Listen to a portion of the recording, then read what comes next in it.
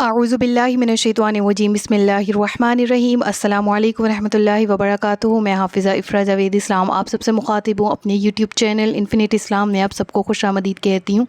उम्मीद करती हूँ आप सब खैरियत से होंगे, ज़िंदगी पुरसकून पुरइत्मीनान और ईमान बिलखैर गुज़र रही होगी। आज के जिस टॉपिक पर हम बात करने जा रहे हैं वो है फ़िक़ही अहकाम के कुरानी उसूल। सबसे पहले इस टॉपिक को समझ लीजिए, यानी हमने उसूल फ़िक़ह में अभी तक 4 मेन जो हैं पॉइंट्स पढ़े कि कुरान, सुन्नत और इजमा और क़यास, ये 4 चीज़ें मैटर करती हैं दीन इस्लाम में फ़िक़ह से रेलिवेंट किसी भी चीज़ को समझने के लिए।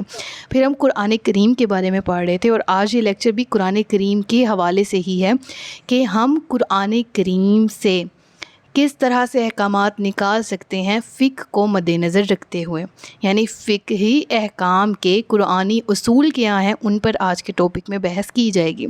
ये 4 उसूल हैं: अदम हरज, किल्लत तकलीफ़, तदरीज और नसख़। ठीक है, इन चारों के बारे में बात करेंगे और मेरी कोशिश है कि कम वक्त में आपको ये चारों पढ़ा दूं, लेकिन अगर वक्त ज़्यादा लग गया इस लेक्चर में तो इंशाल्लाह 2 इस लेक्चर में और 2 के लिए नेक्स्ट लेक्चर बना लिया जाएगा। तो शुरू करते हैं। सबसे पहले अदम हरज, ये पहला पॉइंट है। और अदम से क्या मुराद है, हरज से मुराद क्या है? तो हरज जो है वो अरबी ज़बान का लफ्ज़ है जिसके मायने हैं तंगी। ठीक है, और अदम हरज से क्या मुराद है कि शरीयत इस्लाम का बुनियादी जो उसूल है वो तंगी को ख़त्म करना है। यहाँ पर करेक्शन कर लीजिएगा, उसूल लिखना था लेकिन वो मेरे से टाइपिंग मिस्टेक हो गई। आगे चलते हैं। यानी अब तक कितनी बात समझ आ गई है कि अदम हरज से मुराद ये है कि शरीयत इस्लाम में जो फ़िक़ह है और फ़िक़ह जिस दायरे के गिर्द घूमती है कुरान करीम में, वो किन रूल्स के मुताबिक कौन से ऐसे असूल हैं जिनके मुताबिक हम अहकामात अख़ज़ करते हैं। तो कुरान का जो बेसिक मेन फार्मूला है वो ये है कि उम्मत मुस्लिमा से तंगी को ख़त्म किया जाए। किस तरह से हम फ़िक़ह में इसको कवर करते हैं, इस बारे में मैं आपको मिसाल देती हूँ। देखें कि इसी अदम हरज की बुनियाद पर, यानी तंगी ना होना, अदम गैर मौजूदगी, ठीक है, और हरज मतलब तंगी, यानी तंगी का ना होना, ये कहाँ से साबित है? कुरान से। और किस तरह से? यानी इसकी असल बुनियाद जो है वो शरीयत में हमें दी गई है। मिसाल के तौर पर नमाज कसर, आप सफ़र में हैं और आप सफ़र इतना फ़लाँ तय कर लेते हैं और उस सफ़र को तय करने के बाद आप एक डेस्टिनेशन तक पहुंच जाते हैं जो आपकी शहर की तहसील से बाहर की है, और भाई इतने किलोमीटर्स जो है वो इतना फ़ासला अगर आपने तय कर लिया तो दैट मीन्स कि आप उस फसील से बाहर निकल गए। अब आपको नमाज को 4 रकतों को 4 फ़र्ज़ रकतों को 2 में बदल के पढ़ना है। अब वो डिटेल क्या है, कितना फ़ासला तय करना है, सफ़र की मियाद कितनी है, कितने दिन हैं, समझ आ रही है? तो नमाज कसर की दलील हमें कुरान से मिलती है, लेकिन उसकी डिटेल कि किस सूरत में हम पहुंच सकते हैं, किस सूरत में हम असल मुद्दे तक पहुंच सकते हैं, किस सूरत में हम नमाज कसर पढ़ेंगे, तो ये हमें कहाँ से मिलेगा? अहादीस से। और अहादीस पर दलाइल कौन देगा? फ़िक़ह देगा। और फ़िक़ह जो है वो अलग से जो निकाला गया, एक कोर्स निकाला गया, फ़ुक़हा ने ही इसको अख़ज़ किया। तो इसका बुनियादी पर्पज़ ही ये था। कुरान, हदीस, इजमा और क़यास, इन चारों में कोई भी चीज़ आती सबसे पहले देखा जाएगा कुरान, उसमें कोई हुक्म सराहतन मौजूद नहीं, तो हदीस उसमें कोई वाज़ेह हुक्म मौजूद नहीं, तो इजमा और क़यास पर बहस की जाती है। समझ आ गई? तो कुरान करीम का पहला असूल क्या है कि उम्मत मुस्लिमा पर अदम हरज रखना, यानी तंगी ना रखना। जैसे कि तयम्मुम है, अब वज़ू करना है, पानी मुयस्सर नहीं है, तो अब हम तयम्मुम करेंगे। अब तयम्मुम की शराइत क्या है, किस मिट्टी से तयम्मुम जायज़ है, किस तरह से तयम्मुम करना है, इसका ज़िक्र कुरान में मौजूद नहीं है। ये तो मौजूद है कि तयम्मुम का तरीका क्या है, जिस तरह वज़ू का तरीका सूरह माइदा की आयत में मौजूद है, साथ ही तयम्मुम का भी मौजूद है। लेकिन मिट्टी की कंडीशन क्या हो, ऐसी चीज़ जो मिट्टी से ही मुताबिकत रखती हो, गालिबन कोई पत्थर है या ऐसी लकड़ी है जिस पर मिट्टी मौजूद है, उससे तयम्मुम जायज़ है ये नहीं जायज़, ये चीज़ हम कहाँ पढ़ते हैं? हम फ़िक़ह में पढ़ते हैं। समझ आ रही है? तो इसके अलावा और बहुत से ऐसे मुकामात हैं जहाँ पर हम कुरान करीम में अदम हरज के बारे में पढ़ते हैं। जैसे कि قرآن کریم میں بیان ہے، مینشن ہے کہ حلال کیا ہے اور حرام کیا ہے۔ اب ایسی بھی صورتیں قرآن کریم میں مینشن ہیں کہ اگر کوئی شخص اپنی جان بچانے کے لیے اور ناخوش ہوتے ہوئے، خوشی سے نہیں اور سیر ہو کر نہ کھائے تو اتنا اس کو حرام کھانے کی اجازت ہے۔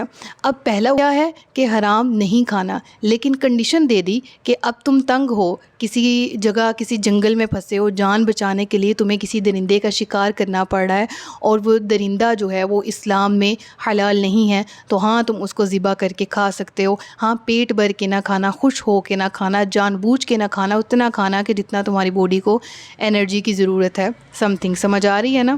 تو یہ چیز ہمیں کس طرح سے معلوم ہوتی ہے؟ ڈیٹیلز قرآن کریم کی آیات کی ڈیٹیلز فقہ کے ذریعے، قرآن کریم کی آیات کے اصول جو ہیں وہ ہم پڑھ رہے ہیں اور فقہ ان کے گرد کیسے گھومتی ہے اس حوالے سے بھی۔ اب قرآنی حوالہ جات بھی دیکھ لیتے ہیں کہ قرآن امت پر تنگی نہیں آسانی چاہتا ہے۔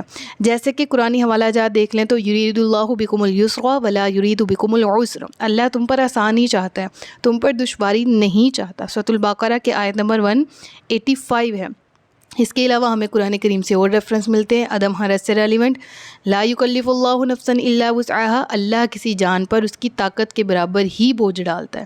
تو مراد کیا ہے یہاں پر کہ ان آیات سے ہمیں معلوم ہوتا ہے کہ رب العالمین نے جو رولز اینڈ ریگولیشنز دیے ہیں وہ اس لیے دیے ہیں تاکہ نظام کائنات بہتر طور پر چل سکے، ٹھیک ہے؟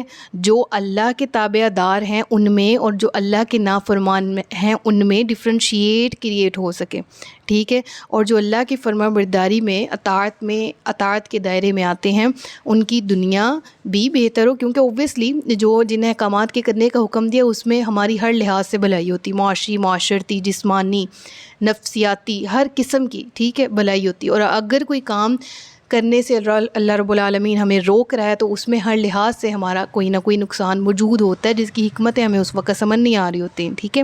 بہرحال وہ بات ایک الگ طرف چلی جائے گی۔ رب العالمین نے عدم حرج جو قرآنی اصول ہے اس سے ریلیونٹ قرآن میں کیا فرمایا کہ اللہ کسی جان پر بوجھ زیادہ نہیں ڈالتا اتنا کہ وہ اس کی طاقت سے باہر ہو۔ اب ایک اور قرآنی حوالہ دیکھیں کہ وما جعل علیکم فی الدین من حرج ملت ابیکم ابراہیم، اور تم پر دین میں کچھ تنگی نہ رکھی جیسے تمہارے باپ ابراہیم کے دین میں کوئی تنگی نہ رکھی تھی۔ اب یہاں پر مراد اب اس سے 2 پوائنٹ سامنے آتے ہیں۔ ایک تو یہ کہ ہر شریعت میں اس دور کے رہنے والے لوگوں سے ریلیونٹ آسانیاں رکھی گئی تھیں، ان کے مطابق ہی اللہ رب العالمین نے شریعت نازل کی تھی جیسے شریعت محمدی ہے۔ تو معلوم یہ ہوا کہ پہلی شریعتوں میں بھی تنگی نہیں تھی۔ اب یہاں پر ایک سوال مس انڈرسٹینڈنگ ذہن میں آ سکتی ہے کہ دین میں آسانی ہے تو جو چاہے کریں، تو اس پوائنٹ کو میں آپ کو سمجھانے کی کوشش کرتی ہوں کہ میں جس یونیورسٹی میں جا رہی ہوں وہاں پر 1 لاکھ پر سمیسٹر جو ہے وہ میری فیس ہے، اب میں نہیں پے کر سکتی۔ اب میں کیا کروں گی کہ میں فی کنسیشن کی اپلیکیشن لکھوں گی، اور اگر میں مستحق ہوئی وہ فی کنسیشن کی اپلیکیشن اپروو ہوگی اور کیا ہوگا کہ میری فیس معاف کر دی جائے گی، یا مجھے 70%، 75% جیسا وہ چاہیں کنسیشن دے کے مجھے ریلیکس کر دیں گے۔ لیکن ان کا رول کیا ہے؟ فیس پے کرنی ہے، نہیں کر سکتے تو ہم آپ کو تھوڑی سی چھوٹ دیتے ہیں، رعایت دیتے ہیں۔ سمجھ آ رہی ہے نا؟ سیم اسی طرح شریعت اسلامی ہے، رولز ہیں وی ہیو ٹو فالو، لیکن اگر کوئی عذر آ رہا ہے، شرعی عذر آ رہا ہے، واقعی عذر آ رہا ہے، تو شریعت کی طرف سے ہمیں کنسیشن دی گئی ہے، رعایت دی گئی ہے۔ سمجھ آ رہی ہے نا بات کی؟ اب اس کے حوالے سے آگے چلتے ہیں۔ قلت تکلیف، قلت مطلب کم ہونا، تکلیف مطلب آپ کو پتہ ہے زحمت، تکلیف۔ اب یہ بالکل اس کے مترادف ہی ہے، ٹھیک ہے؟ جب حرج نہیں ہوگا، جب تنگی نہیں ہوگی تو تکلیف بھی نہیں ہوگی۔ سمجھ آ رہی؟ جب شریعت میں عدم حرج موجود ہے تو قلت تکلیف آٹومیٹکلی آ جاتی۔ آپ کا ایگزامپل سے سمجھاتی ہوں کہ میں نے جس یونیورسٹی میں پڑھنا ہے وہاں فی کنسیشن کے اپلیکیشن کا کوئی سوال ہی پیدا نہیں ہوتا، نہ کوئی اسکالرشپ، مجھے وہاں فیس پے کرنی ہی کرنی ہے۔ تو میں کیا کروں گی کہ میں مجبور ہوں، میں نہیں دے سکتی، یہاں تو میں کوئی اپنی جان پر ظلم کروں گی، اپنے پیرنٹس پر برڈن ڈال کے فیس نکلوا کے وہاں پر داخلہ لوں گی، یہاں تو میں لینے سے ہی قاصر رہوں گی۔ سمجھ آ رہی ہے نا؟ اب انہوں نے مجھے کنسیشن کا جو اپلیکیشن لکھنے کا اختیار دیا ہے، اپلیکیشن اپروو کی ہے، تو اس کی وجہ سے کیا ہوا کہ قلت تکلیف بھی ہوگی، یعنی تکلیف کم بھی ہوگی۔ عدم حرج موجود تھا تو قلت تکلیف بھی آٹومیٹکلی اس کے ساتھ کھینچی چلی آئی۔ سمجھ آ گئی ہے نا؟ یعنی مجھے کوئی زحمت نہیں ہوئی، میں نے بغیر کسی تکلیف کے یونیورسٹی میں ایڈمیشن لے لیا۔ سیم اسی طرح سے احکامات قرآنی میں جب عدم حرج آتا ہے، جب چوائس دے دی جاتی ہے کہ اب آپ مجبور ہیں تو آپ کو جو حکم دیا جا رہا ہے آپ نہ بھی کریں تو بہتر ہے۔ اب اس کو شریعت کے دائرے میں لے کے آئیں تو میں آپ کو بتاتی ہوں کہ فمن کان منکم مریضا او علی سفر فعدۃ من ایام اخر، ٹھیک ہے۔ قرآن کریم میں جب روزوں کے فرض ہونے کے بارے میں حکم آیا نا، تو پھر ساتھ یہ بھی کہہ دیا کہ اگر تم میں سے کوئی مریض ہے یا سفر میں ہے تو وہ روزہ چھوڑ سکتا ہے۔ اب وہاں تو اتنا ہی ذکر ہے، اب ہمیں معلوم بھی ہو گیا کہ یہاں پر قلت تکلیف سے بھی ہمیں جو ہے وہ ریلیف دیا جا رہا ہے تکلیف سے، اور دوسرا یہ کہ عدم حرج بھی موجود ہے۔ لیکن کس کنڈیشن میں، سفر کتنا ہو، بیماری کتنی، کس حد تک انسان بیمار ہو تو روزہ چھوڑ سکتا ہے۔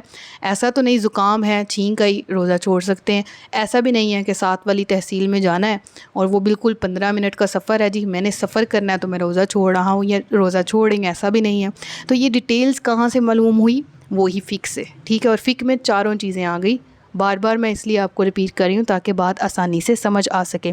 تو پڑھ لیتے ہیں سلائیڈ میں جو لکھا ہے کہ قلت تکلیف عدم حرج کا لازمی نتیجہ ہے قرآن میں امر و نہیں، یعنی احکامات کے کرنے یا نہ کرنے پر۔ یہ آسان ہے، ٹھیک ہے، یعنی قرآن کریم میں جو مینشنز ہیں نا کہ یہ کرنا ہے یہ نہیں کرنا، یہ بہت صراحتاً موجود ہے، یعنی ان کو پڑھ کے سمجھ آ سکتی ہے۔ وجہ کیا ہے کہ تعداد میں بھی کمی ہے ان احکامات کی جن کا کرنے سے تعلق ہے یا نہ کرنے سے ہے، ٹھیک ہے، اور یہ بھی کہ ان احکامات کو کم مدت میں ایک طالب علم سیکھ سکتا ہے۔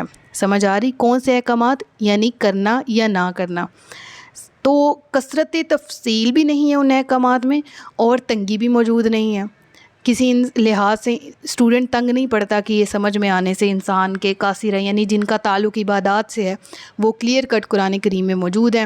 اب ان کی مزید تفصیلات کے لیے ہم احادیث کا رخ کریں گے، اور ہمیں ان کو سمجھنے کے لیے بہت زیادہ مشکل درکار نہیں ہے کہ نمازیں فرض ہیں، روزہ فرض ہے، کلمہ طیبہ پڑھنے کے بعد ہم کلمہ شہادت، نماز، روزہ، زکوٰۃ، حج، جہاد، ان تمام چیزوں پر عمل بھی کرتے ہیں، ان کو لازم و ملزوم بھی سمجھتے ہیں۔ سمجھ آ رہی ہے نا؟